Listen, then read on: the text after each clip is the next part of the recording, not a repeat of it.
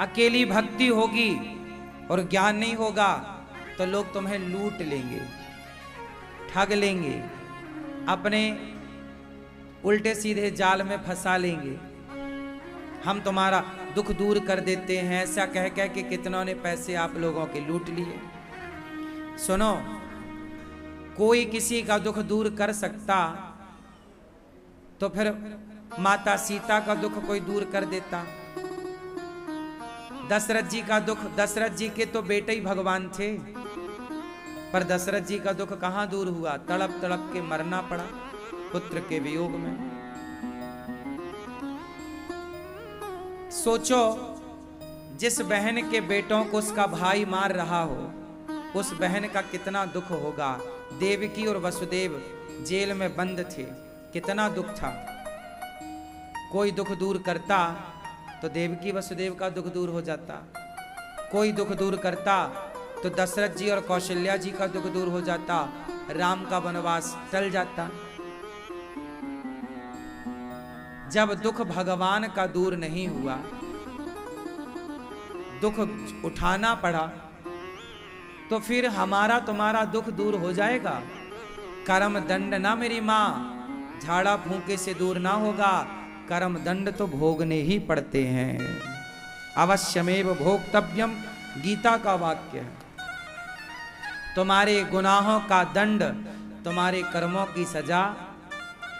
तुम भले तुम कहीं जाओ, कुछ भी करो, तुम्हारा दुख दूर कोई कर सकता है तो केवल भगवान।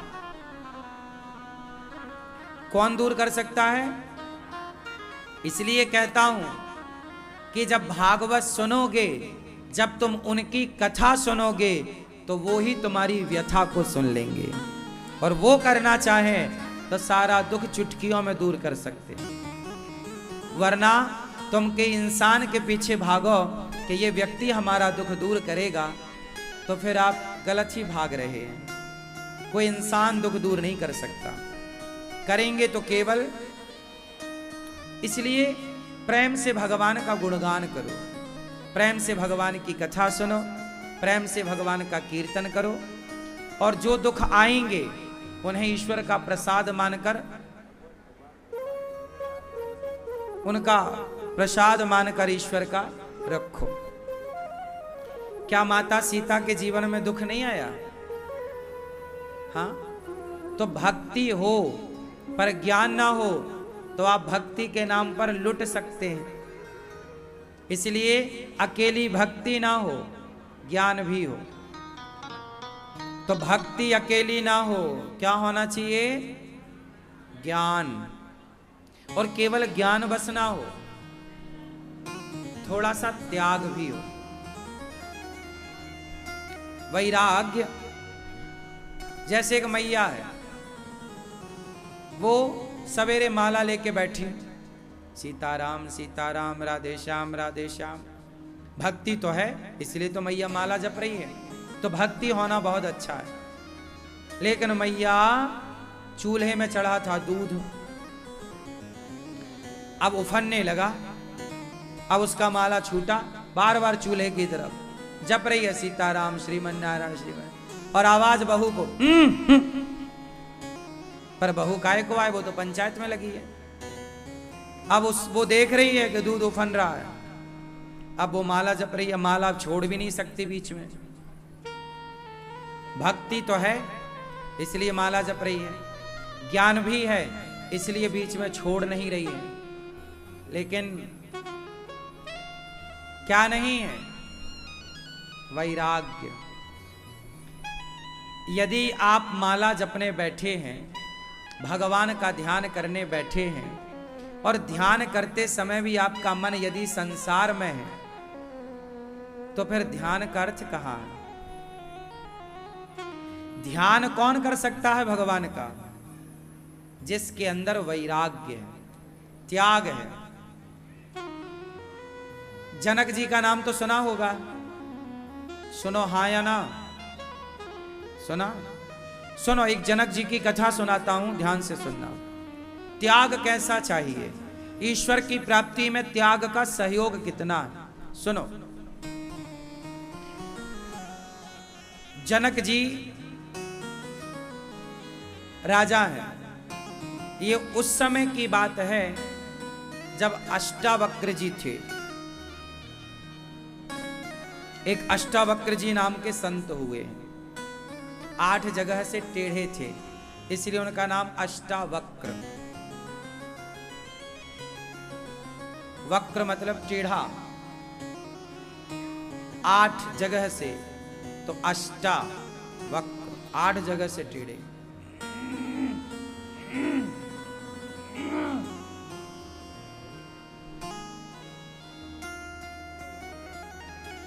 राजा जनक के दरबार में एक संत आते हैं। संत जी बोले कि राजन मैं तुम्हें कथा सुनाता हूं, सुनो। जनक जी कथा सुनने बैठ गए आपकी तरह, और वो संत कथा सुनाने लग गए। एक संत जी जनक जी को कथा सुना रहे थे। वो कथा में बैठे कि सेनापति आया, महाराज महाराज नगर में आग लग गई है, नगर में आग लग गई। तो जनक जी ने कहा जितना संभव हो सके आप लोग बुझाओ और लोगों को बचाओ। वो फिर कथा में बैठ गए। हाँ महाराज, अब कथा फिर चालू। जनक जी के पास थोड़ी देर बाद सेनापति फिर आया, महाराज आग बुझाने से बुझ नहीं रही, पूरा नगर जल के राख हो गया और आग आपके महलों में आ गई है। राजा फिर बोले प्रयास करो। सेनापति गए, राजा फिर कथा में डूब गए। तीसरी बार फिर सेनापति आया, महाराज भागिए, आग यहां तक आ गई, सारा आपका राज्य जल गया, नगर जल गया, आपका महल जल गया। राजा सेनापति से बोले बैठ जाओ। वो जो कथा सुनाने वाले संत थे वो भागे। जनक जी बोले कहां जा रहे हैं? अरे बोले हमारा बैग वहां रखा था, क्या वो भी जल गया? हमारा बैग वहां रखा था, आग आ गई तो क्या जल गया? जनक जी खड़े हो गए, बाहर निकलकर देखा कोई आग नहीं थी, कोई हानि नहीं थी। महाराज ये क्या लीला है? राजा जनक जी से पूछा गया कि आपका नगर जल रहा था, आप विचलित नहीं हुए, क्यों? राजा जनक जी ने कहा कि जब नगर जल रहा था तो बचाने का प्रयास तो किया ना सेनापति ने, तो प्रयास ही तो कर सकते हैं हम, और जितना प्रयास कर सकते हैं उतना किया।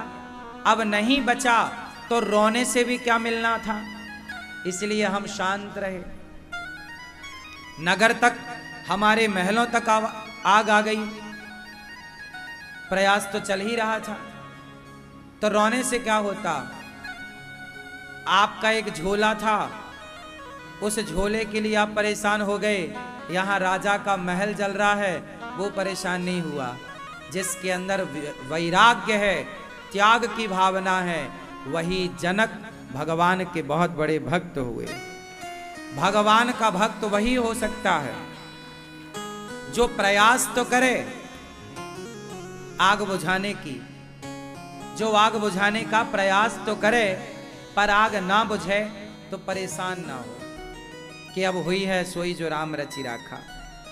जब तक भक्त के अंदर वैराग्य ना हो, जैसे आप लोग कथा सुनने आते हो ना, तो आप बैठे तो कथा में हो, पर बार बार आपका ध्यान मोबाइल में, बार बार आपका ध्यान पड़ोसन में, बार बार आपका ध्यान कौन उठ रहा है कौन बैठ रहा है उसमें। आप आएंगे, 1 घंटा बैठेंगे, फिर आप चल पड़ेंगे। मतलब आप कि अंदर जरा भी वैराग्य नहीं है कि चीजों को हम छोड़ दें और केवल कथा सुनने आए हैं तो जरा देर के लिए मोबाइल को छोड़ दें, बातों को छोड़ दें, केवल कथा सुन लें। इतना भी तो वैराग्य नहीं है आपके अंदर।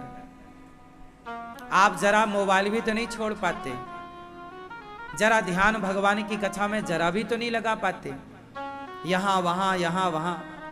तो फिर भक्ति कैसे करोगे आप? भक्ति कौन कर सकता है जानते हो?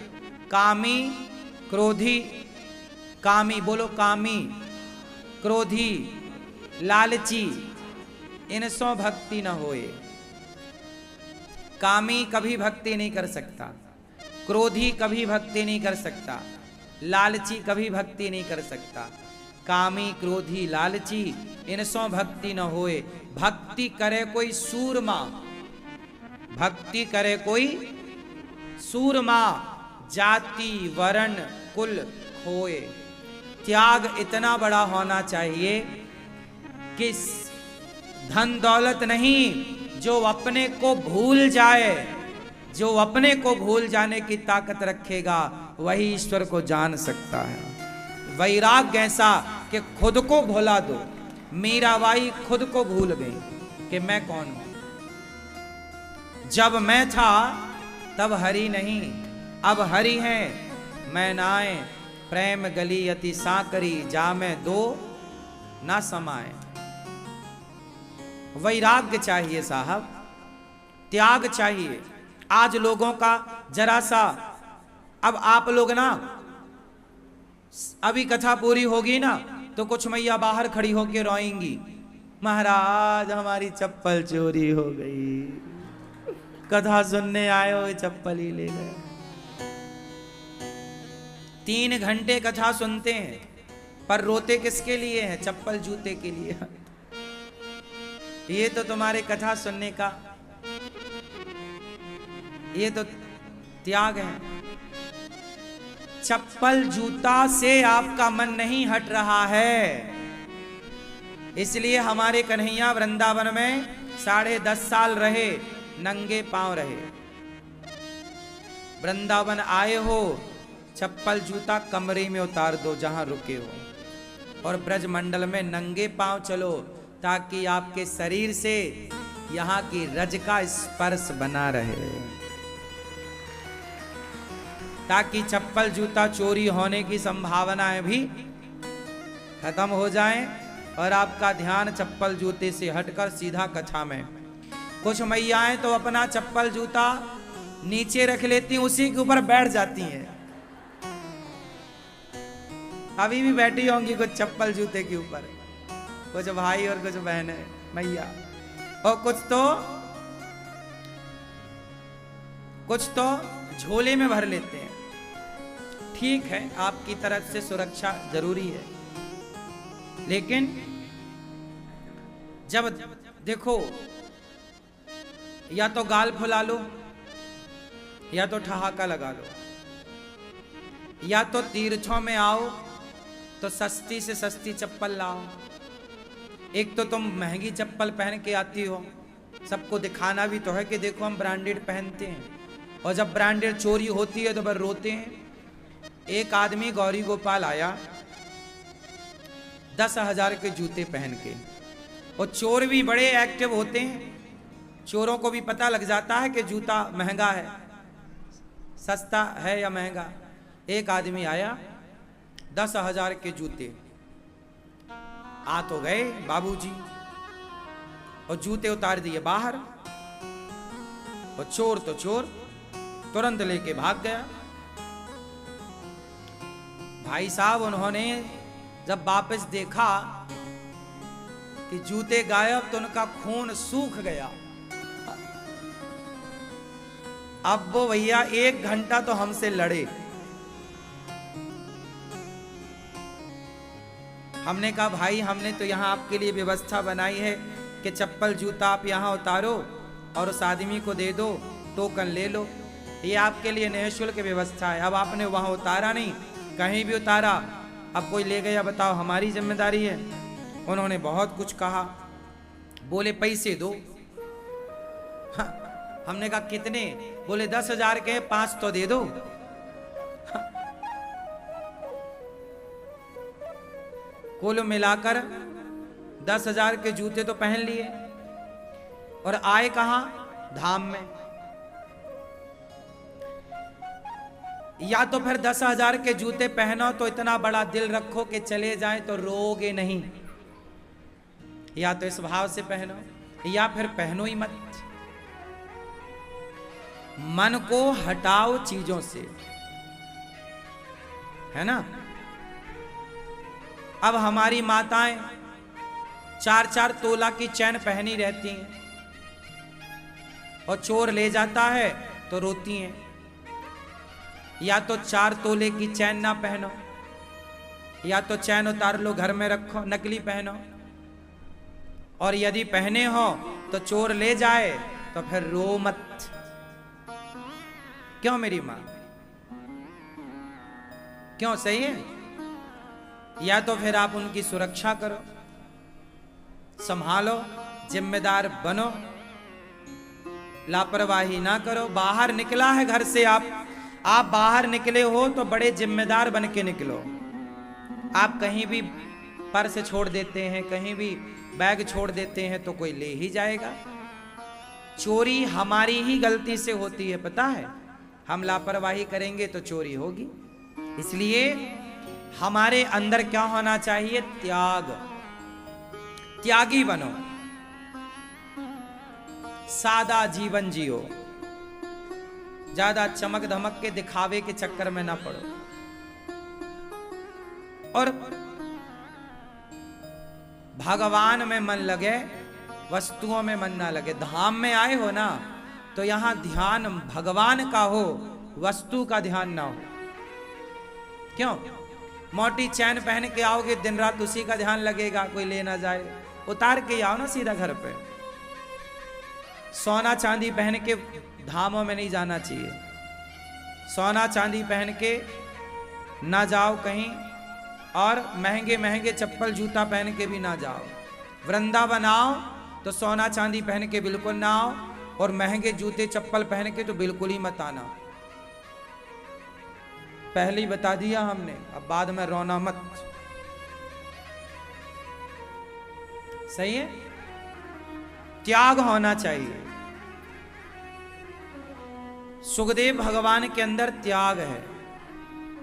हर चीज को वो कोई बात नहीं छोड़ देते हैं। जीवन में त्याग बड़ी चीज है। राम जी ने अयोध्या का राज्य छोड़ दिया तो राम की जय जयकार हो गई। पांडवों ने नहीं छोड़ा तो महाभारत हो गया। पांडवों ने लड़ाई लड़के अपना राज्य ले लिया। तो पांडवों ने लड़ाई करके ले लिया तो कोई पांडवों की पूजा नहीं करता। लेकिन बात ठीक है, लड़ाई करके लिया, लेना तो पड़ेगा। सब तो राम नहीं हो सकते। तो अपने अधिकार की लड़ाई लड़ना सही है, पांडव सही थे। फिर भी हम आपको कह रहे हैं कि यदि आप अपना अधिकार मांग लोगे तो महाभारत हो जाएगा, और अपने आप को अधिकार को छोड़ दोगे। अधिकार छोड़ने के बाद रामायण लिखी गई और अधिकार मांगने के बाद महाभारत लिखा गया, है ना। इसलिए त्याग थोड़ा सा आवश्यक है। आज भक्तों के अंदर ना त्याग नहीं है। भक्ति करते तो हैं पर वस्तुओं से बिल्कुल अटैच हैं, चिपके हैं। माला जपेंगे, यहां वहां आंखें घूमती रहेंगी। थोड़ा ध्यान, आंखें बंद करो, सबसे मन हटाओ, केवल चित्त भगवान में लगे। 5 मिनट के लिए ध्यान करते हो तो ठिकाने का कर लो, अच्छे से ही कर लो। 5 मिनट के लिए फिर कोई ना हो, एक आपके और भगवान के बीच में, है ना, कनेक्टिविटी अच्छी हो। ध्यान 2 मिनट का करो तो वो परफेक्ट मिलना चाहिए, तार। आंखें बंद हो तो ध्यान में भगवान सामने खड़े होने चाहिए। भगवान से बात करना सीखो। आप बात करते हैं भगवान जी से? ध्यान के बल पर आप भगवान से बातें कर सकते हैं, भगवान से अपनी बातें रख सकते हैं, भगवान का दर्शन कर सकते हैं। ये सब कुछ संभव है ध्यान के बल पर।